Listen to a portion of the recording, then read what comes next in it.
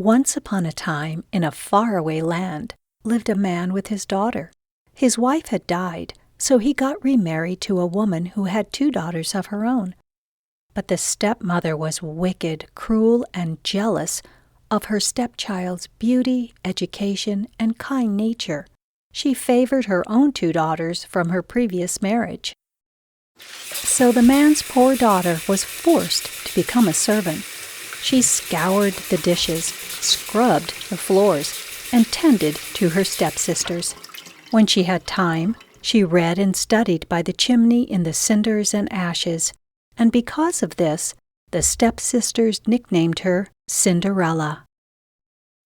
One day, the king's son decided to have a ball, and the stepsisters were invited. Delighted, they got busy selecting gowns and hairstyles. Poor Cinderella had to iron their clothes and fix their hair, while the mean stepsisters teased her for not being invited.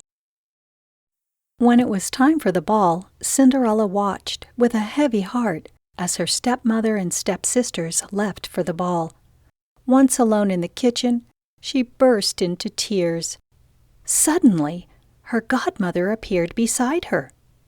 She told Cinderella not to worry and promised that she, too, would go to the ball.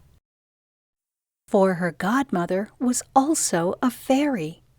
She took out her wand and tapped a pumpkin, which turned into the finest of coaches, gilded all over with gold.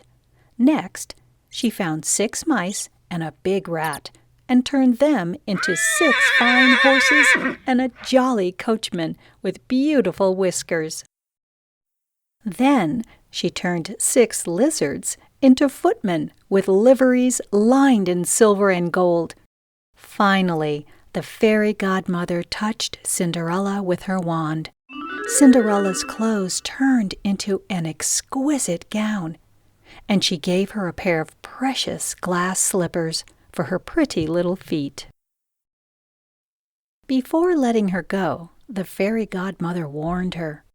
"Remember, my dear, you must leave the ball before midnight, for as the clock strikes 12, she said, all the magic will disappear."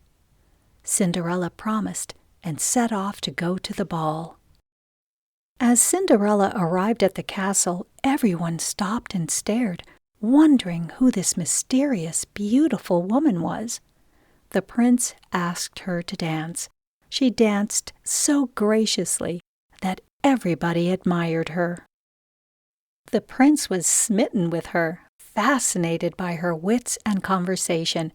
They danced and talked all night and almost lost track of time, until Cinderella noticed the clock about to strike 12. She jumped up and fled. As she rushed back to the carriage, one of Cinderella's glass slippers fell off. She didn't have time to pick it up if she was to be home by midnight. She arrived home just in time, and the magic wore off, leaving nothing from the night other than the glass slippers, the one on left on her foot, and the one left at the ball. When Cinderella ran out of the ball, the prince took off running after her. He found the glass slipper she had left behind and knew he was in love. He soon proclaimed that he was looking for the woman whose foot fit perfectly in this glass slipper. Cinderella's 2 stepsisters began to try the glass slipper. Try as they may, their feet were too big, and the glass slipper would not fit. Finally, Cinderella asked if she could try it on. The stepsisters laughed at her, but the gentleman sent by the prince declared that he had orders to let every woman try. He had Cinderella sit down. He put the glass slipper on her foot, and it fit perfectly.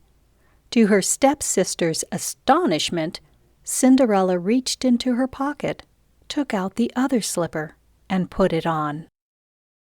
She was brought to the prince, who was overwhelmed with joy at seeing her again.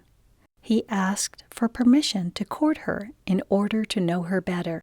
Soon they were reading together, painting together, enjoying good conversations and walks together. They had found true love and decided to get married. Their marriage was wonderful, and Cinderella forgave her stepsisters and allowed them to live at the palace. They all lived happily ever after.